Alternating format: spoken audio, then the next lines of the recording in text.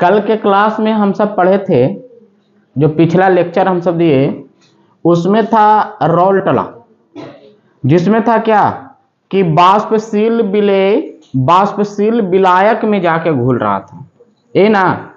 आज भी हम पढ़ेंगे रोल्टला, लेकिन आज जो हम पढ़ेंगे ना वाष्पशील यौगिक में घुला हुआ है। तो आज भी हम वेपर प्रेशर ही पढ़ेंगे। और अगर आज समझना चाहते हैं तो जो स्टूडेंट नहीं पिछले क्लास किए हैं रोल्टला का कि वाष्पशील विलायक में किस तरह से घुला और उसका वेपर प्रेशर क्या हुआ, ठीक है ना, तो वो पहले उस लेक्चर को देख लीजिए और उसके बाद ये लेक्चर को देखिएगा, तब समझ में आ जाएगा पूरा। तो आज का टॉपिक है वाष्पशील विलायक में अवाष्पशील विलेय का वाष्प दाब। समझे? Vapour pressure of A solution containing non volatile solute, या इसको ऐसे भी बोल सकते हैं, हम तो लिख दिए एकदम फाइनल टॉपिक कि वाष्पशील विलायक में अवाष्पशील विलेय का वाष्प दाब। माने अब वाष्पशील विलायक लेना है, लेकिन विलेय जो होना चाहिए ना अवाष्पशील होना चाहिए, तब उसका वेपर प्रेशर क्या होता है ये हम निकालना चाहते हैं। तो इसमें भी रोल्टला आते हैं। इसके पहले क्लास में भी रोल्टला पढ़े, इसके पहले क्लास में भी वेपर प्रेशर पढ़े, आज भी वेपर प्रेशर पढ़ रहे हैं, ठीक है ना। तो यहां पर देखिएगा, आपको तो पहले हम बताए थे कि विलयन में दो तरह के सबस्टांस होते हैं। क्या बताए थे कि नहीं बताए थे?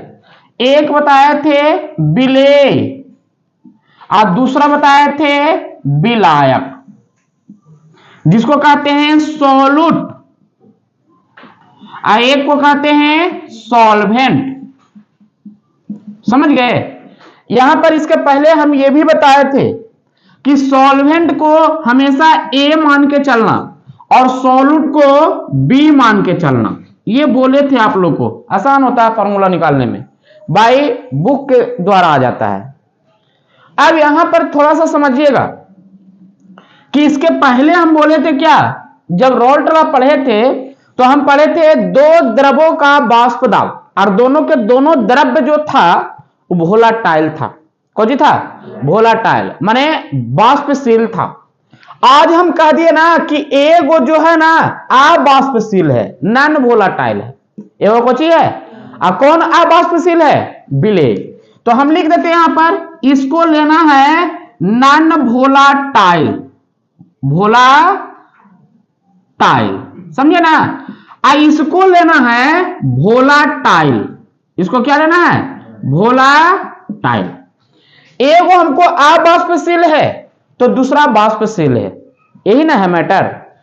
हम इसके पहले एग्जांपल भी बताए थे कि अवाष्पशील की चर्चा किया जाए तो अवाष्पशील के अंतर्गत कौन कौन से आ सकते हैं जिसको गर्म करने पर वेपर नहीं निकले।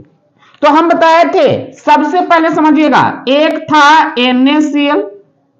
क्या कोई दिक्कत है? अगर इसका आणविक द्रव्यमान निकालना चाहें तो कितना हो रहा था बताइए तो? सोडियम का 23 और क्लोरीन का 35.5, यही ना है जी, मतलब 58.5 आया था मोलिक्यूलर वेट। उसके बाद है C6H12O6, जिसको ग्लूकोज कहते हैं, समझे। तो ग्लूकोज का 180 आता था, कितना आता था? उसके बाद आता है C12H22O11, चीनी है, जिसका आता था 342, कितना आता था? 342। उसके बाद है यूरिया NH2CONH2, इसका भी निकाल सकते हैं। तो बताना, नाइट्रोजन दूगो, नाइट्रोजन के गो है, तो नाइट्रोजन का आणविक द्रव्यमान कितना होता है? 15। कितना होता है? 15 भी ले सकते हैं, 14 भी ले सकते हैं। तो जोड़िए ना, 15 दूनी 30। हम नाइट्रोजन बारी बारी जोड़ रहे हैं। हाइड्रोजन के गो आया? 2 गो यहां, 2 गो यहां, 4 गो, 4 हाइड्रोजन का हो गया। कार्बन के एगो आया, एगो 12 कार्बन का हो गया। ऑक्सीजन के एगो है, एगो 16 ऑक्सीजन का हो गया। जब जोड़ देते हैं तो कितना आता है, जोड़ लीजिएगा, 30 हुआ ना, 30 अब 30 अब 20 कितना, 50 अब 50 अब 12 कितना, 62 कितना होता है, 62। तो कभी कभी जानते हैं 60 भी होता है। कब 60 होता है, वो आपका क्वेश्चन पर निर्भर करेगा। अगर यूरिया दे दिया 6.2 ग्राम तब आपको 62 लेना है। अगर यूरिया दे दिया 6 ग्राम तब आपको 60 लेना है। 60 कैसे लेंगे, जब नाइट्रोजन का आणविक द्रव्यमान कितना ले लेंगे, 14, तो 14 नहीं 28 हो जाएगा, तो 60 आ जाएगा कि नहीं आ जाएगा। तो यही इसी पे ध्यान रखिएगा। तो ये सब जो है ना नॉन वोलेटाइल सॉल्यूट है कि इसको अगर हम गर्म करते हैं तो इससे वेपर ऊपर निकलता नहीं है, ठीक है। वोलेटाइल सॉल्यूट में तो बताए किए थे आपको, H2O होता है, C2H5OH होता है, CH3OH होता है, etc, यही सब रहेगा। ये सब वोलेटाइल है कि इसको गर्म करिएगा तो वाष्प निकलेगा कि नहीं निकलेगा। चलिए अब हम टॉपिक इस पे आते हैं कि आखिर में पढ़ना हमको है क्या। तो पढ़ना है कि वाष्पशील विलायक लेना है। कुछ लेना है, चलो ले रहे हैं। एक कंटेनर है और ई कंटेनर में हम विलायक ले लिए जो वाष्पशील है। अब विलायक को क्या मानने के लिए बोले थे, ए। क्या बोले थे, ए। चलो यही है विलायक। जो विलायक है वोलेटाइल। कौन विलायक है, वोलेटाइल। सुनो, एक क्लोज कंटेनर लिए हैं, क्लोज मतलब बंद। बंद कंटेनर में हम प्योर सॉल्वेंट ले लिए, और प्योर सॉल्वेंट को चाहिए, ए है, जो कैसा है, वोलेटाइल। जैसे जैसे इसमें हम टेम्परेचर दे रहे हैं, जैसे जैसे इसमें टेम्परेचर दे रहे हैं तो क्या इवोपरेट होगा। इवोपरेट मतलब वाष्पशील होगा।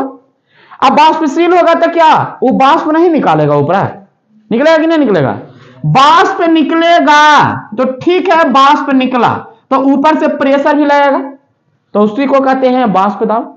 उसको क्या कहते हैं, तो यहां पर केवल ए न है तो खाली ए का ना वाष्प दाब हुआ, तो ए का वाष्प दाब कुछ हो गया P0A। हम बोले थे ना कि अगर अकेला रहता है सबस्टांस तो उसका शुद्ध वाष्प दाब होता है। कौन वाष्प दाब होता है, तो शुद्ध वाष्प दाब हो गया। अच्छा ठीक है, इतना तो हम कर दिए। अब इसमें हम क्या किए ना कि इसमें ऑलरेडी पहले से ए था, पहले से क्या था, ए था। चलो कोई दिक्कत नहीं है। अब ऊपर से इसमें हम बी डाल दिए। ये बी है क्या, ये बी डाल रहे हैं जो अवाष्पशील विलेय है। अवाष्पशील को चाहिए क्या, कोई दिक्कत है। जैसे ही इसको जितना गर्म कर रहे थे उतना प्रेशर लग रहा था, उतना वेपर निकल रहा था। लेकिन जैसे ही हम यहां में इसमें गर्म होते होते ऊपर से हम बी डाले, चीनी डाले, नमक डाले, यूरिया डाले, कुछ भी डाले, तब देखे ना कि इसका वेपर प्रेशर जो है कम गया। वेपर प्रेशर कुछ हुआ, कैसे कम जाएगा।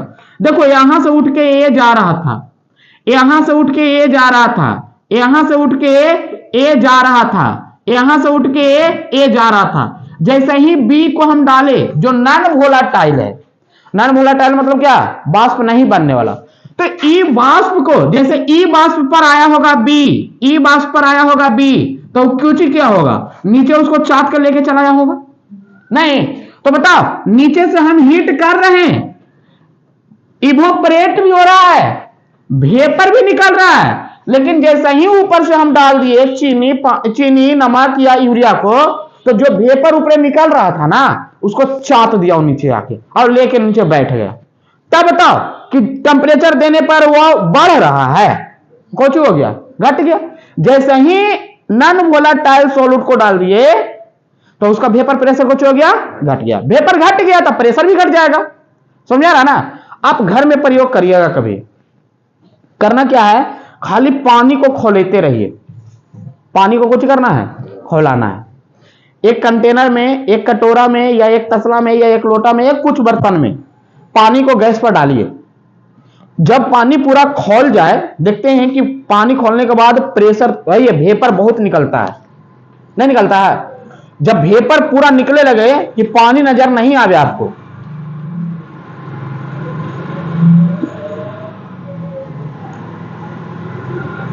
पानी नजर नहीं आवे का मतलब क्या है, जो सुन लीजिएगा, कि इतना वेपर आ जाए ना कि पानी नजर नहीं आवे, खाली वेपर नजर आवे, तब उस स्थिति में क्या करिए कि 1-2 मुट्ठी चीनी लेके और ऊपर से डालना शुरू कर दीजिए। देखिएगा वो वेपर कमेगा कि नहीं कमेगा, कमेगा कि नहीं कमेगा।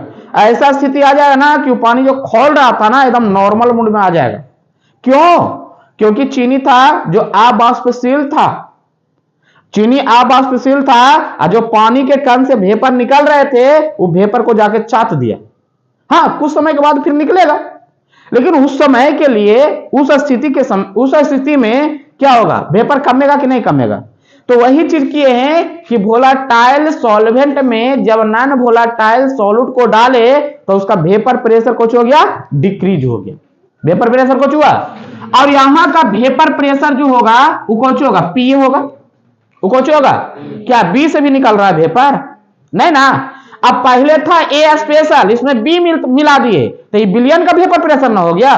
तो यहां पर एक चीज आपको पता होना चाहिए कि प्योर सॉल्वेंट का वेपर प्रेशर जो होता है, नहीं होता है, बिलियन के वेपर प्रेशर से ज्यादा होता है। क्या आपको दिक्कत है?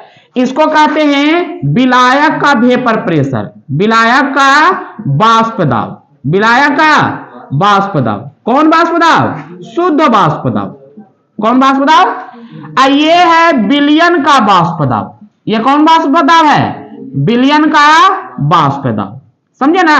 तो इसी पे अगर हम थ्योरी चलें तो यहीं पर रॉल्ट लॉ साहब बोले थे, रॉल्ट साहब बोले थे, क्या बोले थे कि किसी भी बिलियन में, किसी भी बिलियन में प्रत्येक अवयव का, प्रत्येक अवयव का वाष्प दाब, वाष्प दाब उसी अवयव के, उसी अवयव के मोल अंश के, मोल अंश के समानुपाती होता है, समानुपाती होता है। इसी को ना बोले थे, कौन बोले थे? अरे अच्छा, प्रत्येक अवयव का आंशिक वाष्प दाब कर दीजिए। आंशिक क्यों होगा बुआ? समझे ना। उसी अवयव के मोल अंश के समानुपाती होता है। अब तुम समझो कि यहां जो वेपर निकल रहा था वो बी का निकल रहा था कि ए का निकल रहा था? ए का। तो ए का निकल रहा था तो इसको मतलब पीए असमानुपाती एक से होगा। बी का तो कोई वेपर प्रेशर है नहीं, तो बी पर तो कोई दबाव नहीं होगा। समझ आ रहा ना। लेकिन इसमें बी भी तो है ना, इसमें कौन है? बी भी है। तो मोलों का अंश तो दोनों का जुटेगा, ए का और बी का दोनों का रहेगा। तो इसको जल्दी जल्दी स्क्रीनशॉट करिए और उसके बाद तुरंत बताते हैं आगे। चलते हैं अब यहाँ पे देखिए, अभी निकल के आया था रॉल्ट लॉ। रॉल्ट लॉ इस सॉल्यूशन से हमको निकल के क्या आया ना कि पीए समानुपाती एक्स ए ना है। जब रॉल्ट लॉ हम पढ़े थे तो रॉल्ट लॉ में हमको कांस्टेंट टर्म क्या आया था, उसी को हम पहले देखते हैं। पीए बराबर P not A into x से आया था कि नहीं आया था? ए अवयव के लिए उसका प्योर वेपर प्रेशर कौन सी था? पी नॉट ए नहीं था। अच्छा, इसमें हम पढ़े थे कि इसमें तो दो अवयव है। इसमें कितना अवयव है? दो अवयव है। एक अवयव है ए और दूसरा अवयव कौन सी है? बी। तो हम पढ़े हैं कि एक्स ए प्लस एक्स बी बराबर कितना होता है? 1। एक्स ए प्लस एक्स बी बराबर कितना होता है? 1। अब यहां पर समझो, एक्स ए का मान तुम रख दो वहां पे। बताओ एक्स ए बराबर कौन सी आ जाएगा? बताओ तो 1 माइनस एक्स बी होगा कि नहीं होगा? क्या इसमें कोई दिक्कत है? यहां पर मान पुट करो तो पी ए बराबर P not A I into 1 minus X B, यही ना आया। आगे चलते हैं, क्या होगा? पी ए बराबर P not A minus P not A into X B, होगा कि नहीं होगा? आगे चलते हैं, जब इसको हल करेंगे तो इसको इस साइड में, इसको इस साइड में ले आते हैं, तो हो जाएगा P not A into X B बराबर P not A minus P A. अच्छा, यहां पर एक चीज हमको पता होना चाहिए, हम क्या बोले थे? अभी तो बोले थे कि पी नॉट ए का वेपर प्रेशर पी ए से ज्यादा होता है। पी नॉट ए का वेपर प्रेशर कुछ होता है, पी ए से ज्यादा होता है। देखिए तो यहां जो आया वो परफेक्ट आया कि नहीं आया? पी नॉट का वेपर प्रेशर पी ए से ज्यादा आता है, तो इसी को कहा जाता है लोबरिंग इन वेपर प्रेशर। लोबरिंग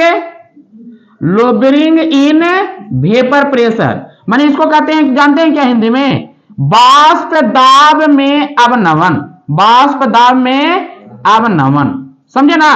माने देखो, प्योर वेपर प्रेशर जो 100% का होगा, जब उसमें कोई नॉन वोलाटाइल सॉलिड को डाल दिए तो उसका वेपर प्रेशर घट के 80 हो गया होगा, 90 हो गया होगा, 70 हो गया होगा, समझे ना? तो 100 माइनस 70 80 90 तो पॉजिटिव आ रहा है कि नहीं आ रहा है? तो इसी को कहा जाता है लोबरिंग इन वेपर प्रेशर। अब आ गया ना, अब इसको आगे करते हैं कि एक्स बी बराबर क्या होगा? तो एक्स बी बराबर होगा P not A minus P ए अब बटा पी नॉट ए। क्या आपको दिक्कत है? एक फॉर्मूला निकल गया कि अगर किसी भी विलयन में या किसी वाष्पशील विलायक में अवाष्पशील विलेय को डालते हैं तो अवाष्पशील विलेय का मोल अंश क्या होगा? तो अवाष्पशील विलेय किसको माने थे? बी ना माने थे? अवाष्पशील विलेय का मोल अंश जो होता है कुछ होता है, एक शुद्ध विलायक का वाष्प दाब नहीं होता है, एक विलायक शुद्ध विलायक का वाष्प दाब माइनस विलयन का वाष्प दाब अब बटा शुद्ध विलायक का वाष्प दाब होता है कि नहीं होता है? तो इसको जानते हैं क्या कहा जाता है? Relative lowering in vapour pressure.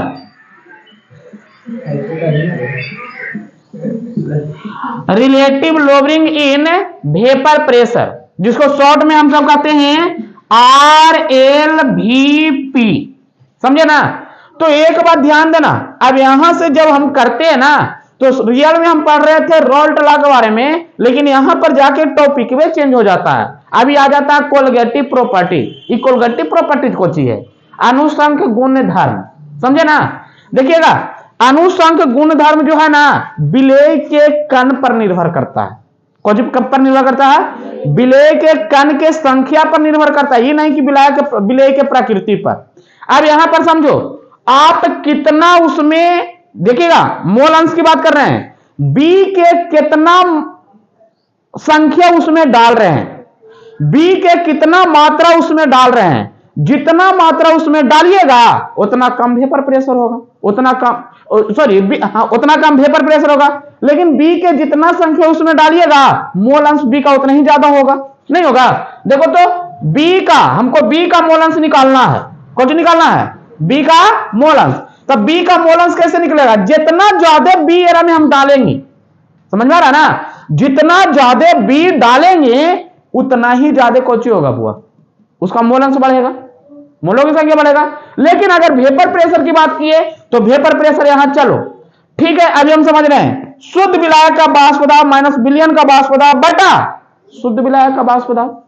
क्या कोई दिक्कत है? अच्छा, एक बात समझो, थोड़ा सा और समझना चाहते हैं कि अगर ये तो 100 है, अभी समझना, एक थ्योरी कंसेप्ट क्लियर कर रहे हैं, हमको एक्स भी निकालना है। आपको पता होना चाहिए, अगर ये 100 लेते हैं, ये कितना लेते हैं? 100। अगर हम बी की मात्रा को थोड़ा सा कम डालते हैं, अगर थोड़ा सा कम डालते हैं तब उसका विलयन वाष्प दाब कुछ होगा, ज्यादा ही होगा। कम डालेंगे तो कुछ होगा। मान लिया इसका विलयन का वाष्प दाब 90 हो गया तो बटा 100, तो बताना 10 बटा 100 बराबर 1 बटा 10 आया। जब ये कम डाले थे, कितना डाले थे? कम। कौन सी? बी की मात्रा। किसकी मात्रा? अब देखो तो थोड़ा सा ज्यादा बढ़ाते हैं। अब यहां पर आओ, एक्स बी बराबर 100 माइनस, अगर बी की मात्रा को थोड़ा सा बढ़ाए, बी की मात्रा को थोड़ा सा बढ़ाए, ज्यादा नहीं बढ़ाया हमें, थोड़ा सा बढ़ाएंगे तब वेपर प्रेशर और कम होगा, वेपर प्रेशर कुछ ही होगा, कम होगा। तो अब कम के इसका बिलियन का वेपर प्रेशर आ गया होगा 80। कितना आ गया होगा? अब बटा तो 100 होबे करेगा, काहे कि शुद्ध विलयन का शुद्ध विलायक का वाष्प दाब है। तो बताना कितना आया? 20/10 100। तो यहां से यहां ही कट गया, तो आ गया कितना? 2/10। यहां पर जब भाग दे रहे थे तब 0.1 और यहां पर जब भाग दे रहे थे तब 0.2। एक चीज नहीं पता लगा कि अगर मात्रा कम डाले तो उसका मोल अंश कम था, अगर मात्रा ज्यादा डाले तो उसका मोल अंश कुछ हो गया, ज्यादा हुआ कि नहीं हुआ? समझाया ना? तो ऑब्जेक्टिव क्वेश्चन कभी कभी पूछ देता है कि अगर वाष्पशील विलायक में आप वाष्पशील विलेय की मात्रा को डालते हैं तो आप वाष्पशील विलेय का मोल अंश, आप वाष्पशील विलेय का मोल अंश निर्भर करता है ए में विलायक के कण पे, बी में विलेय के कण पे, सी में विलायक के प्रकृति पर, डी में विलेय के प्रकृति पर। कौन सी पर निर्भर कर रहा है? विलेय के कण पर। विलायक के कण पर कैसे करेगा? विलायक तो शुद्ध है ये था, वाष्पशील है ये था। विलेय के कण जितना ज्यादा देंगे वेपर प्रेशर उतना ही कम होगी, मोल अंश उतना ही बढ़ेगा। समझ में आ रहा ना? तो विलेय के कण पर होता है, इस ध्यान में रखना। तो चलिए आज इतना ही, और वीडियो को देखिएगा, ये वीडियो तभी आपको समझ में आएगा। रोल्ट ला गया तो पीछे वाला लेक्चर को देखिए, उसको सब्सक्राइब करिए, लाइक करिए, शेयर करिए और अच्छी तरह से देखते रहिए। छाप लीजिए।